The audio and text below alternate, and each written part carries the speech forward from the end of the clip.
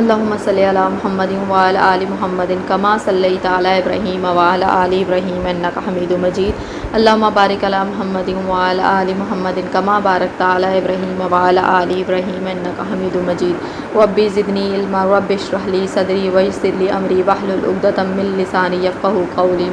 السلام علیکم ورحمۃ اللہ وبرکاتہ۔ کیسی ہیں آپ سب سسٹرز؟ آج ہم انشاءاللہ سورہ تکویر کی تلاوت بھی کریں گے ترجمے کے ساتھ، اور پھر ہم تفسیر کو بھی دیکھیں گے۔ میں امید کرتی ہوں کہ آپ لوگوں نے پچھلی جو 3 صورتیں ہیں ان کی تفسیر سن لی ہوگی، ٹائم بھی آپ کو کافی زیادہ مل گیا۔ تو آج ہم انشاءاللہ شروع کرتے ہیں سورہ تکویر، جو کہ 30ویں پارے کی 4تھی صورت ہے۔ بسم اللہ الرحمن الرحیم۔ اذا الشمس كورت واذا النجوم انكدرت واذا الجبال سجرت وَإِذَا الْعِشَارُ عُطِّلَتْ وَإِذَا الْوُحُوشُ حُشِرَتْ وَإِذَا الْبِحَارُ سُجِّرَتْ۔ یہ میں نے 6 آیتیں جو شروع کی ہیں نا وہ پڑھی ہیں، اور ان 6 آیتوں میں جو مضمون ہے وہ تقریباً سیم ہے۔ اس میں دنیاوی چیزوں کے بارے میں ہے کہ قیامت کے دن ان دنیاوی چیزوں کے بارے میں ہے جو کہ اس وقت بالکل چینج کر دی جائیں گی، ان کا جو موڈ ہے وہ چینج کر دیا جائے گا۔ جیسے ہم پہلی آیت کو اگر ہم دیکھ لیتے ہیں، جس میں ذکر ہے شمس یعنی کہ سورج کا ذکر ہے۔ جب سورج لپیٹ لیا جائے گا، ٹھیک ہے، یہ دنیا میں موجود ہے نا اس وقت سورج، اور سورج قیامت کے وقت لپیٹ لیا جائے گا، بالکل ویسے ہی لپیٹ لیا جائے گا جیسے ہم کوئی کپڑے کو پکڑ کے لپیٹتے ہیں اپنے سر کے ارد گرد کی بات کر لیں، یا پھر ہم ویسے ہاتھ میں لپیٹنے کی بات کریں، تو ہم گریجولی کیا کرتے ہیں کہ آہستہ آہستہ کر کے اس کو شروع سے لپیٹنا شروع کرتے ہیں، اور پھر اینڈ کا پورشن جو ہے وہ ہمارے ہاتھ پہ لپیٹا جاتا ہے۔ بالکل اسی طرح کسی کپڑے کی طرح سورج کو لپیٹ لیا جائے گا کہ بھئی اب بس اس کی روشنی یہیں تک تھی، ٹھیک ہے۔ آگے دیکھ لیتے ہیں۔ اور جب ستارے بے نور ہو جائیں گے، ستاروں کا آپ کو معلوم ہے اچھی طریقے سے کہ ستارے رات میں روشنی کا سامان ہوتے ہیں اور خوبصورت بناتے ہیں آسمان کو، اور جس ٹائم قیامت کا وقت ہوگا اس وقت ان کو بھی بے نور کر دیا جائے گا، مطلب ان کی روشنی جو ہے وہ ختم کر دی جائے گی۔ آیت نمبر 3 ہے، اور جب پہاڑ چلائے جائیں گے۔ یہ وہی ہے جو ہم پہلی صورت میں بھی پڑھ چکے ہیں کہ جب پہاڑ جو ہیں وہ ایسی سچویشن میں ہوں گے کہ آپ جس مخلوق کو اللہ تعالیٰ کی بہت بڑی مخلوق جانتے ہیں، جیسے اب ہم اگر اسلام آباد کی طرف جاتے ہیں یا ویسے بھی آپ نے کہیں ٹور کیا ہو کہ جب آپ پہاڑوں کے قریب سے گزرتی ہے آپ کی گاڑی، اور اب جب اپنی ونڈو سے باہر دیکھتے ہیں تو آپ کو ایسے لگتا ہے جیسے یہ پہاڑ اتنے بڑے ہیں، اور آپ تھوڑی دیر کے لیے اگر غور کرتے ہیں سوچتے ہیں تو بندہ سوچتے ہیں یہ پہاڑ کس طرح سے بنائے جائیں گے، ٹھیک ہے۔ تو پھر جب آپ بہت ساری چیزوں کو جانتے ہوتے ہیں کہ جو اللہ تعالیٰ بلیک ہول بنا سکتا ہے، جو اللہ تعالیٰ 7 آسمان بنا سکتا ہے، اتنی خوبصورت چیزیں باقی بنا سکتا ہے، اس کے لیے پہاڑ بنانا تو کوئی بڑی بات نہیں ہے۔ تو یہ پہاڑ بھی اس وقت بالکل ایسے روئی کے گالوں کی طرح اڑ جائیں گے کہ جیسے آپ اپنے ہاتھ پہ کوئی بھی ہلکی پھلکی سی چیز رکھیں اور پھر اس کو پھونک ماریں اور وہ اڑ جائے، بالکل اس طرح سے یہ پہاڑ جو ہیں وہ اس سچویشن میں ہوں گے۔ آیت نمبر 4، اور جب حاملہ اونٹنیاں چھوڑ دی جائیں گی۔ اچھا، یہ جو حاملہ اونٹنیوں کا ذکر ہے یہ اصل میں کیونکہ عربوں کے اوپر قرآن پاک بیسیکلی اس وقت عربی میں نازل ہوا تھا، تو عربوں کی نا بہت سارے کلچر کا بھی ذکر ہے اس میں۔ تو اس وقت جو اونٹنی ہوتی ہے، جیسے کوئی بھی جانور ہے کسی کے لیے جو مویشی پالتا ہے، بکری ہو گئی، گائے ہو گئی، یا اونٹ ہو گئے، گھوڑے ہو گئے، کوئی بھی چیز، تو جب وہ حاملہ ہوتی ہے یا پریگننٹ ہوتی ہے تو obviously اس کا بیبی اس دنیا میں آ رہا ہوتا ہے۔ جب اس کا بیبی اس دنیا میں آ رہا ہے تو مطلب کہ جو اس کا آنر ہے اس کا ایک جانور میں اضافہ ہو رہا ہے۔ پہلے اس کا ایک جانور تھا، اب اس کا 2 یا 3 ہو جائے گا، ٹھیک ہے۔ اس کے جانور میں اضافہ ہونا اس کے لیے بڑی خوشگوار ایک سچویشن ہوتی ہے کہ وہ کہتا ہے کہ اب تو شاید میں پتہ نہیں ریچ ہو جاؤں گا۔ تو اونٹنیوں کا جو بیسیکلی کنسیپٹ ہے وہ یہ ہے کہ اونٹنیاں جو ہیں، اونٹ یا اونٹنیاں، یہ عربوں میں آپ کو پتہ سواری کے لیے ہر جگہ استعمال ہوتی تھیں۔ جنگوں میں ان کا بہت ذکر ہے کہ اونٹ اتنے دے دیے گئے مال غنیمت میں وغیرہ وغیرہ۔ تو اس وقت یہ جو ہے نا وہ اس کا ذکر اس لیے کیا گیا کیونکہ حاملہ اونٹنیاں ان کے لیے بہت قیمتی ہوتی تھیں۔ تو قیامت کا منظر ایسا ہوگا کہ اس وقت وہ اپنی اس قیمتی چیز کو جس کو دنیا میں بڑا قیمتی جانتے تھے، قیامت کے وقت ان کے لیے وہ بھی بے مول ہو جائیں گے اور وہ ان کو بھی چھوڑ کے بھاگ رہے ہوں گے، ٹھیک ہے۔ آیت نمبر 5، اور جب وحشی جانور اکٹھے کیے جائیں گے۔ اب اس میں بھی آپ دیکھ لیں کہ اگر کبھی آپ نے نیشنل جیوگرافی کا چینل دیکھا ہو تو اس میں کس طرح سے جانور ہوتے ہیں کہ اگر آپ زیبراز کو دیکھتے ہیں تو زیبرا کی ہی جو باقی اس کے پارٹنر ہوتے ہیں وہ اس جگہ پہ موجود ہوتے ہیں، چاہے وہ ریور ہو، چاہے وہ گھاس ہو، چاہے وہ ان کا شکار ہو۔ ایسا نہیں ہوتا کہ زیبرا، شیر اور چیتے یہ سب ایک جگہ پہ موجود ہوں۔ وحشی جانور ہیں، یہ اپنی برادری کو تو برداشت کر لیتے ہیں، مطلب شیر کے ساتھ شیر نظر آئے گا، چیتے کے ساتھ چیتا نظر آئے گا، زیبرا کے ساتھ زیبرا نظر آئے گا، ٹھیک ہے، لیکن آپ کو مکس اپ ہوئے ہوئے نظر نہیں آئیں گے کیونکہ ان کی نیڈز ڈیفرنٹ ہیں۔ یہ وحشی اس طرح سے ہوتے ہیں کہ اللہ تعالیٰ نے ان کے اندر ایک کوالٹی رکھی ہوئی ہے کہ بھئی تم لوگ جو ہے نا وہ سیپریٹ ہی رہو، لیکن وہ قیامت کا منظر ایسا ہوگا کہ یہ سب کے سب جنگلوں سے نکل کے بھاگیں گے کہ پتہ نہیں کیا آفت آ گئی، کیونکہ آپ کو پتہ ہے جانوروں کا سینس تیز ہوتا ہے، ان کے اندر جو ہے وہ پہلے چیزیں ان کو پتہ چل جاتی ہیں بہت ساری۔ تو یہ وحشی جانور بھی وہ سچویشن قیامت کی ایسی ہوگی کہ وہ اس وقت اکٹھے ہو جائیں گے۔ آیت نمبر 6، اور جب دریا بھڑکائے جائیں گے۔ دریا بھڑکائے جائیں گے، اس سے مطلب یہ ہے کہ آپ کو اچھی طرح سے معلوم ہے کہ جو دریا ہیں، سمندر ہیں، پانی کا جو بھی ایک جگہ آپ کو نظر آتی ہے، آپ اس کے نیچے کی جگہ پہ اگر آپ غور کریں کہ یہ پانی کس کے اوپر کھڑا ہے اس وقت، وہ پانی زمین کے اوپر کھڑا ہے، نیچے اس کی تہہ میں زمین موجود ہے، ٹھیک ہے، اور ہو سکتا ہے کہ اس زمین کے اندر کچھ ایسے آتش فشاں پھٹیں یا پھر ایسا زلزلہ اس ٹائپ کا ہو کہ جس کی وجہ سے وہاں پہ آگ لگ جائے، ٹھیک ہے۔ بھڑکائے جائیں گے سے مطلب یہ ہے کہ وہ سچویشن ایسی ہوگی کہ سمندروں کے پانی اور دریاؤں کے بیچ میں بھی آگ لگ جائے گی، ٹھیک ہے۔ واللہ عالم، یہ تو اللہ تعالیٰ بہتر جانتا ہے، لیکن اگر ہم ویسے اس کی تفسیر کی بات کریں جو مجھے ابھی تک معلوم ہے وہ یہی ہے کہ ہو سکتا ہے کہ اس وقت آتش فشاں جیسے سچویشن ہو جائے، جبکہ ہم پہاڑ باقی پڑھتے ہیں نا، آتش فشاں والکینک ایرپشن جو ہوتی ہے تو اس میں یہ ہوتا ہے کہ ڈفرینٹ گیسز اس کے اندر جمع ہوتی ہیں ماؤنٹین کے اندر، اور پھر وہ ایک ٹائم آتا ہے کہ ان کی وہاں پہ مالیکیولز کی جگہ نہیں بچتی اور وہ بلاسٹ ہو جاتے ہیں، اور وہ جتنا بھی لاوا اس کے اندر موجود ہوتا ہے وہ سارا اس ماؤنٹین میں سے نکل کے باہر آ جاتا ہے، ٹھیک ہے۔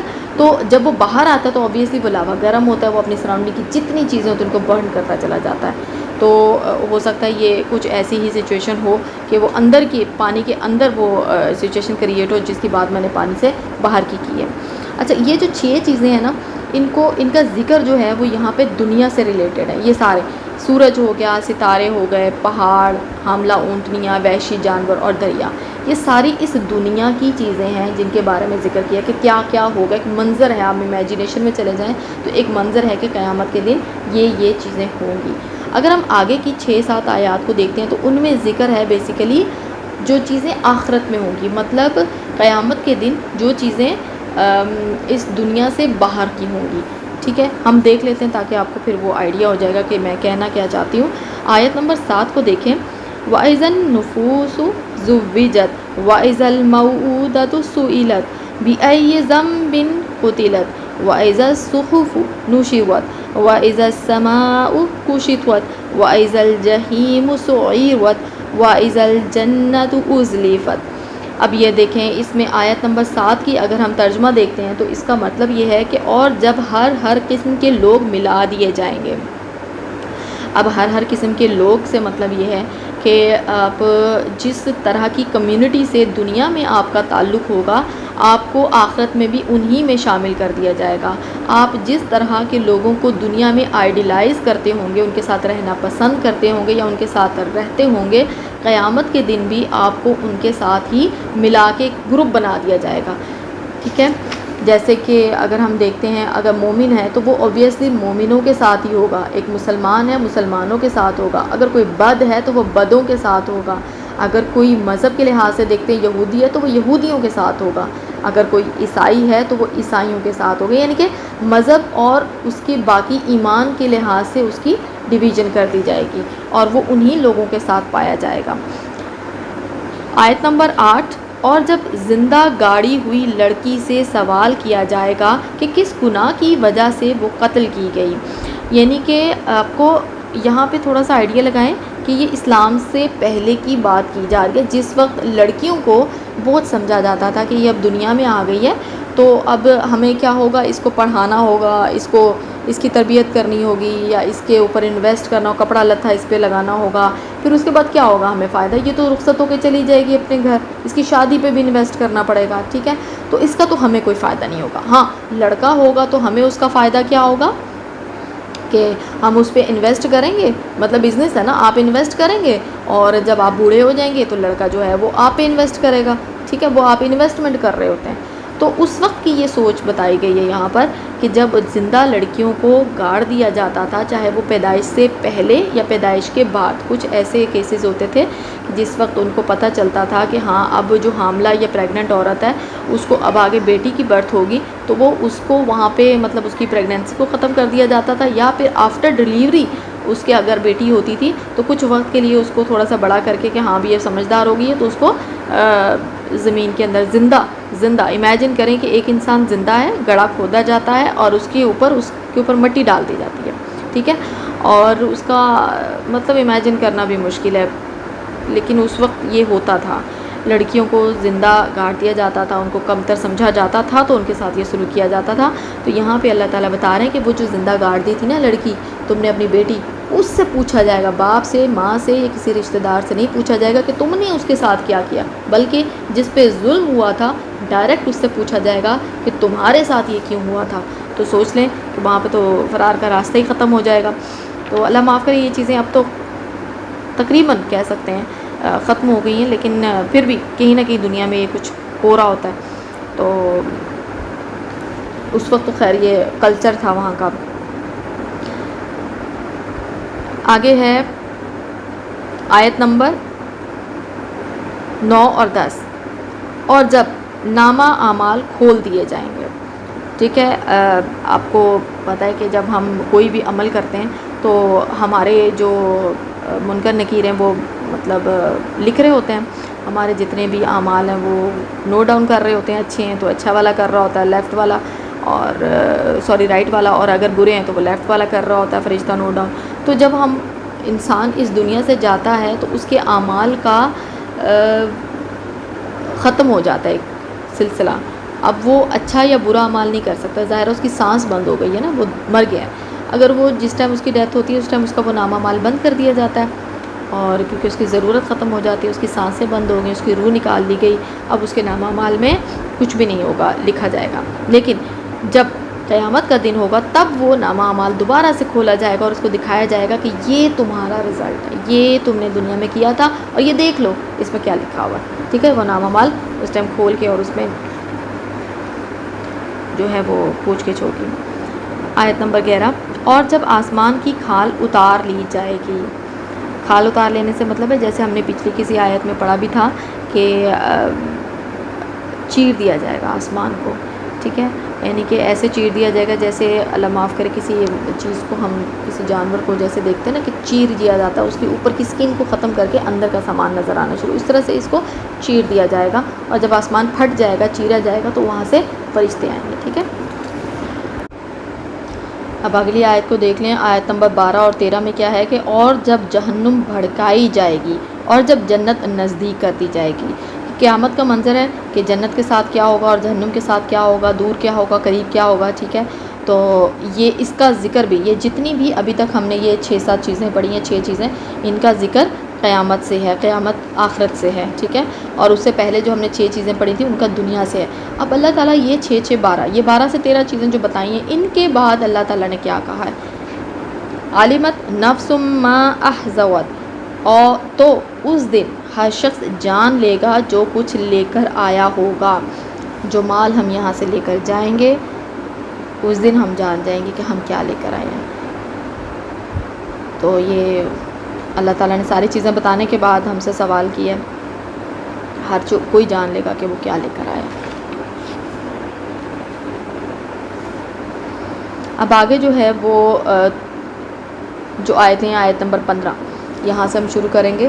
فلا اقسم بالخنس الجوار الکنس واللیل اذا عسعس والصبح اذا تنفس انه لقول رسول کریم ذی قوة عند ذی العرش مکین. عند ذی العرش مکین مطاع ثم امین۔ ان آیتوں میں اللہ تعالیٰ نے قسم کھائی ہے کچھ چیزوں کی۔ میں قسم کھاتا ہوں پیچھے ہٹنے والے، چلنے پھرنے والے، چھپنے والے ستاروں کی، ٹھیک ہے۔ اب یہ اللہ تعالیٰ نے ستاروں کی قسم کھائی ہے، کیونکہ دیکھیں یہ ستاروں کا، سورج کا، ان کا ذکر آپ کو نظر آئے گا، کیونکہ ایک پچھلی قوموں میں ایک قوم ایسی بھی تھی جو کہ ان کی پوجا کیا کرتی تھی۔ ابراہیم علیہ السلام کو آپ کو واقعہ یاد ہوگا، تو اس میں کیا ہوتا تھا کہ وہ ستاروں کو پوجتے تھے، کوئی سورج کو پوج رہا ہوتا تھا، کوئی چاند کو پوج رہا۔ تو یہ اللہ تعالیٰ نے ان کی قسم کھائی ہے کہ وہ اس وقت جو ان کا کام ہے، جیسے یہاں پہ آپ نے سیکنڈ جو آیت تھی اس میں بھی پڑھا تھا، اور جب ستارے بے نور ہو جائیں گے، اگر ستارے خدا ہیں کسی کے تو بے نور کیوں ہو جائیں گے، ٹھیک ہے۔ تو یہاں پہ اللہ تعالیٰ نے ان کی قسم کھائی ہے، کن کی؟ ستاروں کی قسم کھائی ہے۔ تو ستارے بیسیکلی کیا ہوتا ہے کہ جب سورج کی روشنی ہوتی ہے، دن ہوتا ہے، تو اس وقت وہ غائب ہو جاتے ہیں۔ وہ غائب نہیں ہوتے، بیسیکلی سورج کی روشنی ہی اتنی زیادہ ہوتی ہے کہ وہ نظر ہی نہیں آتے ہیں، لیکن جیسے ہی سورج مدھم ہوتا ہے، آہستہ آہستہ سورج غروب ہوتا ہے، شام ہوتی ہے، پھر رات ہوتی ہے، تو ستارے دوبارہ سے ابھر کے اوپر کی طرف آ جاتے ہیں۔ تو یہ چھپنے والے ستارے، مطلب ایسے ستارے جو دن میں جو ہیں وہ نظر نہیں آ رہے ہوتے لیکن رات میں نظر آ رہے ہوتے ہیں، ان کی اللہ تعالیٰ نے قسم کھائی ہے۔ اور رات کی جب جانے لگے، یعنی کہ رات کا وہ پہر جب یہاں سے رات ختم ہونے لگے، ٹھیک ہے۔ اچھا، آگے اللہ تعالیٰ نے دن کی بات کی ہے، اور صبح کی جب چمکنے لگے۔ اوبویسلی اللہ تعالیٰ نے رات کی، صبح کی، ستاروں کی، ان تین چیزوں کی قسم کھائی ہے۔ اور آگے کیا کہا ہے؟ آیت نمبر 19، یقیناً یہ ایک بزرگ پیغمبر کا کلام ہے۔ یہاں پہ جو ذکر کیا گیا ہے وہ حضرت جبرائیل علیہ السلام کا کیا گیا ہے، کہ حضرت جبرائیل علیہ السلام کو اللہ تعالیٰ اپنا پیغام دیتے تھے، یعنی کہ وہ کیا تھے، آپ کہہ سکتے ہیں کہ وہ ٹرانسپورٹ کا کام کر رہے تھے، ایک جگہ سے چیز دوسری جگہ لے کے جا رہے تھے۔ اللہ تعالیٰ سے وہ میسیج لے کے یا وحی لے کے جاتے تھے، اور وہ آپ صلی اللہ علیہ وسلم تک پہنچا دیتے تھے۔ یہ ان کے بارے میں بات کی گئی ہے کہ وہ ایک بزرگ پیغمبر کا کلام ہے، ٹھیک ہے۔ آگے دیکھیں آیت نمبر 20، جو قوت والا ہے، اب یہ جبرائیل علیہ السلام کا بتایا جا رہا ہے، جو قوت والا ہے، عرش والے اللہ کے نزدیک ذی عزت ہے، جس کی آسمانوں میں اطاعت کی جاتی ہے، امین ہے۔ یعنی کہ جیسے انسانوں میں اللہ تعالیٰ کسی کو کوئی مرتبہ دینا چاہتے ہیں، اس کو سلیکٹ کر لیتے ہیں۔ 100 بندہ ہے نا، کوئی 100 ہیں یا 1000 بندہ ہے، تو اس میں سے اللہ چند لوگوں کو، 2 4 5 10 15 لوگوں کو چن لیتا ہے اپنے لیے، اس کے اندر دیکھی جانے والی کوالٹی کے بعد کہ یہ بندہ کہاں تک کیپیبل ہے، ٹھیک ہے۔ ایک کام ہے نا، اللہ تعالیٰ نے اس پہ لگانا ہے اس کو۔ جیسے انسانوں میں انسانوں کو چن لیا جاتا ہے، انسانوں میں سے انسانوں کو چن لیا جاتا ہے، اسی طرح فرشتوں میں سے بھی اللہ تعالیٰ نے حضرت جبرائیل علیہ السلام کو چن لیا ہوا ہے، اور وہ ایک قوت والے، یعنی کہ بہت طاقتور اور ذی عزت، یعنی کہ ان کی فرشتوں کی محفلوں میں بہت عزت ہے، ان کی اطاعت کی جاتی ہے، ان کو مانا جاتا ہے، یہ وہاں فرشتوں میں سے چن لیے گئے فرشتے ہیں۔ یہ حضرت جبرائیل کا ذکر انہوں نے، اللہ تعالیٰ نے 19 20 اور 21 یہ 3 آیتوں کے اندر کیا گیا۔ اب اس کے بعد آپ صلی اللہ علیہ وسلم کے بارے میں جو مکہ کے لوگ ہیں، اہل مکہ تھے، ان کو بتایا گیا کہ وہ کیا تھے۔ آیت نمبر 22، اور تمہارا رفیق دیوانہ نہیں ہے۔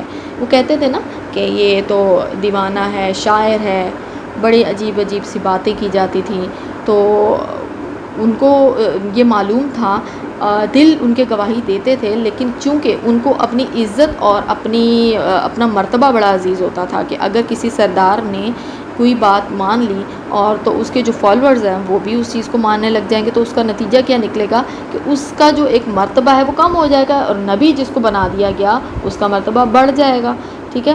تو وہ بیسیکلی کیا کرتے تھے، آپ صلی اللہ علیہ وسلم پہ مختلف قسم کے الزامات لگاتے تھے، اور ان کو معلوم تھا کہ 40 سال کی عمر میں آپ صلی اللہ علیہ وسلم کو نبوت ملی، لیکن 40 سال سے پہلے آپ صلی اللہ علیہ وسلم ان کے درمیان انہی جیسی زندگی گزار رہے تھے، ٹھیک ہے۔ آپ صلی اللہ علیہ وسلم یتیمی کی زندگی گزاری، جگہ جگہ رہتے رہے، پھر ان کے جیسے والد کے ڈیتھ ہوئی، پھر ان کے چچا کی، پھر دادا کی پہلے، پھر چچا کی ڈیتھ، پھر اس طرح سے وہ مختلف ہاتھوں میں پلتے رہے، پھر اس کے بعد انہوں نے مویشی پالے، کس طرح سے زندگی گزاری، وہ سب کچھ ان کے سامنے تھا۔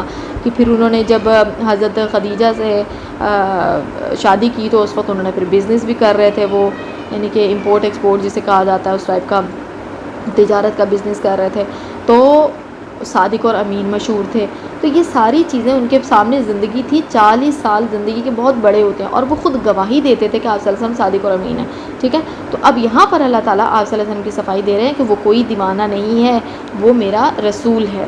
ٹھیک ہے. اب آگے دیکھیں آیت نمبر 23. اس نے اس فرشتے کو آسمان کے کھلے کنارے پر دیکھا بھی ہے اور یہ پوشیدہ باتوں کے بتلانے پر بخیل بھی نہیں. یعنی کہ آپ صلی اللہ علیہ وسلم نے جو حضرت جبرائیل علیہ السلام ہے نا, ان کو آپ صلی اللہ علیہ وسلم نے آسمان کھلے آسمان پر دیکھا. اب دیکھیں حضرت جو جبرائیل ہے نا, وہ ہر بار جب وحی لاتے تھے تو ایسا نہیں ہوتا تھا کہ وہ سامنے بیٹھے ہوئے اور پڑھا رہے کچھ اور آپ صلی اللہ علیہ وسلم یاد کر کے آگے جا کے صحابہ کو بتاتے تھے. ایسا نہیں ہوتا تھا. کچھ چیزیں ایسی ہوتی ہیں جیسے الہام کہہ لیں, ٹھیک ہے, اور اندر سے ان کی آواز آتی تھی, اور کچھ اس طرح کی سچویشن ہوتی تھی کہ سامنے حضرت جبرائیل نہیں بیٹھے ہوتے تھے, یہ اللہ تعالیٰ کی طرف سے ہی ان کے دل دماغ میں ڈال دی جاتی تھی. ایک ایسا ٹاپک ہے جس کے بارے میں ہمیں تھوڑا سا زیادہ گہرائی میں اتنا نہیں سوچنا چاہیے, لیکن تھوڑا سا ہمیں سمجھ آنی چاہیے کہ حضرت جبرائیل سے آپ صلی اللہ علیہ وسلم کی فیس ٹو فیس ملاقات ان کی اصلی حالت میں 2 بار ہوئی تھی. پہلی بار جب وہ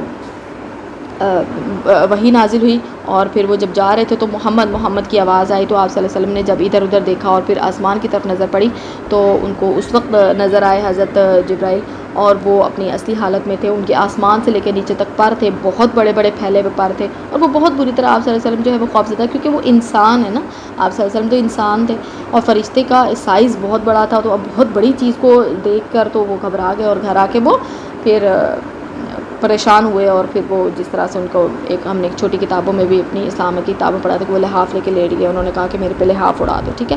اور دوسری بار انہوں نے آپ صلی اللہ علیہ وسلم نے حضرت جبرائیل کو دیکھا تھا جب معراج پہ گئے تھے.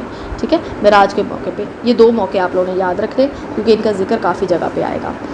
اچھا, آگے اللہ تعالیٰ نے کیا کہا ہے کہ اور یہ پوشیدہ باتوں کے بتلانے پر بھی بخیل, یعنی کہ جو میسیج دیا جاتا تھا آپ صلی اللہ علیہ وسلم کو پہنچا دیا جاتا تھا. آپ صلی اللہ علیہ وسلم ایسا نہیں کرتے تھے کہ کچھ چیزوں کو اپنے پاس رکھتے تھے, بلکہ وہ جتنی بھی وحی آتی تھی وہ سب کی سب, جیسے آپ دیکھتے ہو بہت ساری آیتیں, بہت ساری صورتیں ایسی ہیں جو قریش کے کچھ لوگوں پہ نازل ہوئی تھی. جیسے آپ صلی اللہ علیہ وسلم کے چچا ابو لہب پہ صورت نازل ہوئی تھی, تو وہ بتا دیا کرتے تھے. ایسا نہیں تھا کہ وہ چھپا لیتے تھے کہ میرے اپنے جو خون کے رشتے ہیں ان کے میں چیزیں چھپا لوں اور میں باقیوں کی بتاتا پھروں, ایسا نہیں تھا.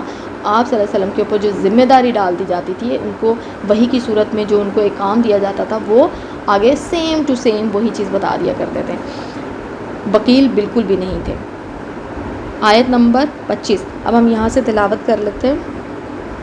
وَمَا هُوَ بِقَوْلِ شَيْطَانِ الرَّجِيمِ وَأَيْنَ تَذْهَبُونَ إِنْ هُوَ إِلَّا ذِكْرٌ لِّلْعَالَمِينَ لِمَنْ شَاءَ مِنْكُمْ أَن يَسْتَقِيمَ وَمَا تَشَاءُونَ إِلَّا أَن يَشَاءَ اللَّهُ رَبُّ الْعَالَمِينَ.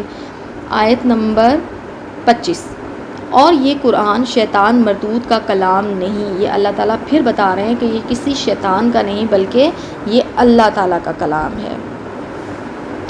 اور پھر تم اب دیکھیں آگے اللہ تعالیٰ نے یہ ساری چیزیں بتانے کے بعد کہ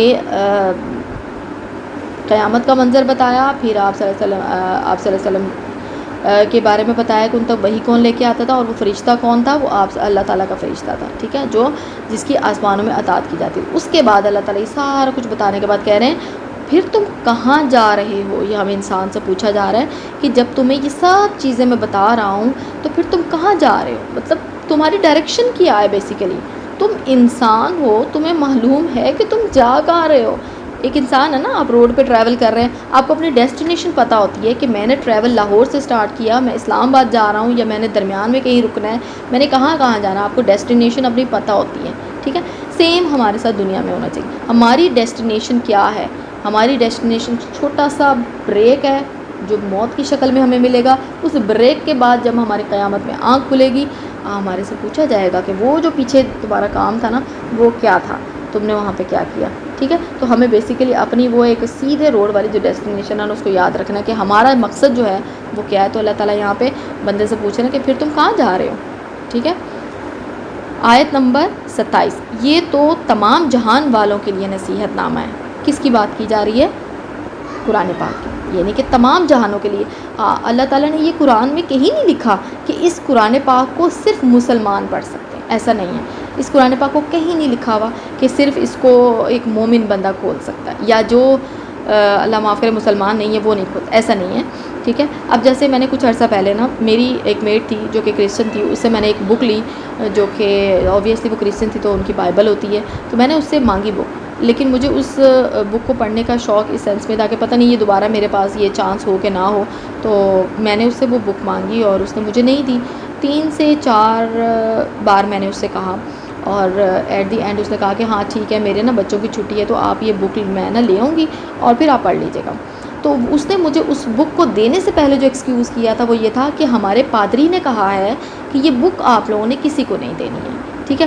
لیکن اوبیسلی ان کے مائنڈ میں شاید یہ چیز ہو، جیسے بے حرمتی والی چیز ہوتی ہے کہ شاید کوئی مسلمان اس بک کو ہرٹ کرے گا یا اس بک کے ذریعے کوئی فساد کریٹ کرے، کیونکہ یہ اقلیت میں ہے عیسائی، تو اوبیسلی وہ تھوڑا سا ڈر جاتے ہیں ان چیزوں سے. لیکن مجھے وہ موقع ملا کہ میں نے وہ بک پڑھی، اور بہت ساری چیزیں ایسی تھیں جو اس بک میں مجھے نہیں پتہ چلی، تو میں کچھ حیران بھی ہوئی کہ لوگ جو پڑھے لکھے نہیں ہیں ان کو تو ان کا پادری جو بتاتا ہے، جیسے ہمارے ہاں مولوی ہے تو وہ جو بتائے گا وہی پتہ ہوگا نا.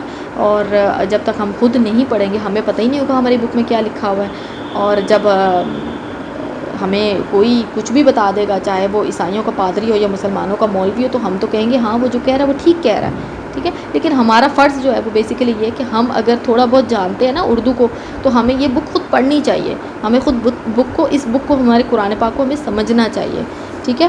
تو آپ اللہ تعالیٰ نے کیا یہاں پہ فرمایا ہے کہ یہ تو تمام جہان والوں کے لیے نصیحت نامہ ہے. اس میں کہیں نہیں لکھا صرف مسلمان پڑھ سکتے ہیں، اس بک کو کوئی بھی پڑھ سکتا ہے. آپ نے اگر یوٹیوب پہ دیکھا ہو تو ریورٹ ٹو اسلام، کافی سارے چینلز ہیں یوٹیوب پہ، یا شاید 1-2 چینلز ہیں کیونکہ ان کی ڈفرینٹ لینگویجز ہے، ایک اردو میں اور ایک انگلش میں بھی ہے.